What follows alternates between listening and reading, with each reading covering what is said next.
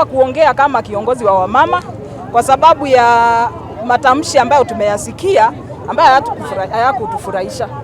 Kwanza ningependa kusema hivi, sisi kama wamama wa Machakos tumesikia viongozi na sana sana wewe mheshimiwa Mavoko, mheshimiwa Mutemba, tukakuona juzi umekuja Machakos ambayo iko katika eneo ya kaunti ya Machakos, na umekuja na timu yako ambao mlikuwa mmekuja kupigia debe chama chenu ama mrengo wenu.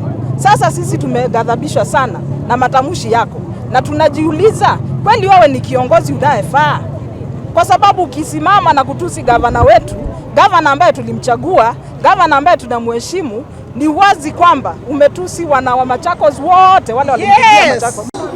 Tumegadhibika sana kwa sababu ya watoto na femicide zile zinaendelea Machakos. Na inaanza sana sana na the leadership of Machakos. Sijui kwa nini mwanaume mzima anasimama kutukana wamama, na tunaona vile watoto wetu wanaendelewa na kudhulumiwa na kuuawa na kufanyiwa mambo mengi mabaya. Leadership should be respected.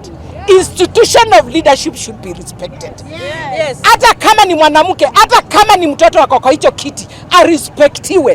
Very soon those men will be in those seats.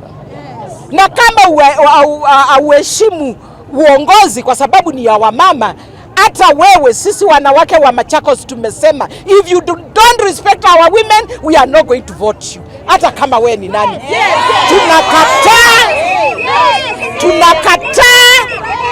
Tunakataa wanaume wakitukana wanawake.